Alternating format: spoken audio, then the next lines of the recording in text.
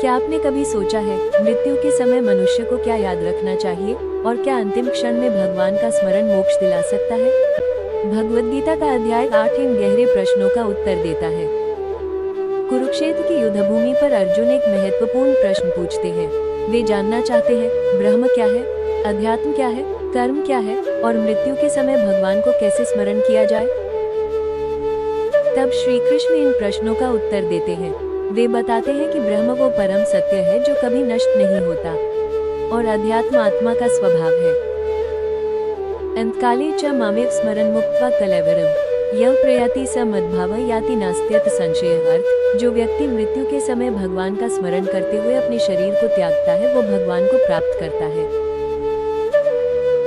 श्री कृष्ण कहते हैं मनुष्य जीवन भर जिसका स्मरण करता है मृत्यु के समय उसी को प्राप्त करता है। यम यम वापि स्मरण भाव त्यजत्यन्ते कलेवरम तन तमेवेति कौन्तेय सदा तद्भाव भावितः। अर्थ, मनुष्य जिस भाव का स्मरण करते हुए शरीर छोड़ता है वो उसी को प्राप्त करता है। इसलिए श्री कृष्ण कहते हैं हे अर्जुन, हर समय मेरा स्मरण करो और अपना कर्तव्य भी निभाते रहो। जो व्यक्ति ध्यान और भक्ति के साथ भगवान का स्मरण करता है वो जन्म और मृत्यु के चक्र से मुक्त हो जाता है। श्री कृष्ण आगे अर्जुन से कहते हैं हे अर्जुन, जो व्यक्ति जीवन भर भगवान का स्मरण करता है उसका मन धीरे धीरे परम सत्य की ओर स्थिर हो जाता है। इसलिए भगवान कहते हैं जीवन के हर क्षण में भगवान का स्मरण करना चाहिए। तस्मात् सर्वेषु कालेषु मामनुस्मर युध्य च मयि अर्पित मनोबुद्धि मामेवैश्यस्य सशयम्। अर्थ, इसलिए हे अर्जुन, हर समय मेरा स्मरण करते हुए अपना कर्तव्य निभाओ। ऐसा करने वाला मनुष्य निश्चित रूप से मुझे प्राप्त करता है। श्री कृष्ण आगे बताते हैं कि यह संसार जन्म और मृत्यु का चक्र है, लेकिन जो व्यक्ति भगवान को प्राप्त कर लेता है उसे फिर इस संसार में जन्म नहीं लेना पड़ता।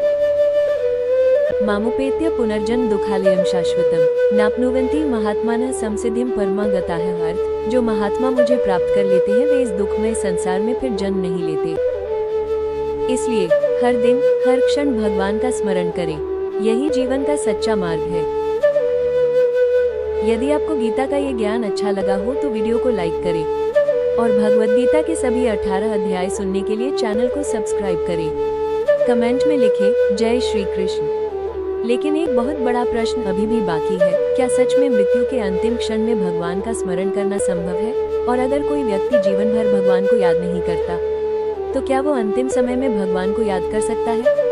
श्री कृष्ण इस रहस्य को अगले अध्याय में और गहराई से समझाते हैं और यही कारण है कि गीता का ज्ञान केवल पढ़ने के लिए नहीं, जीने के लिए है। तो चलिए फिर से समझते हैं भगवद गीता अध्याय 8 का ये दिव्य ज्ञान। जय श्री कृष्ण।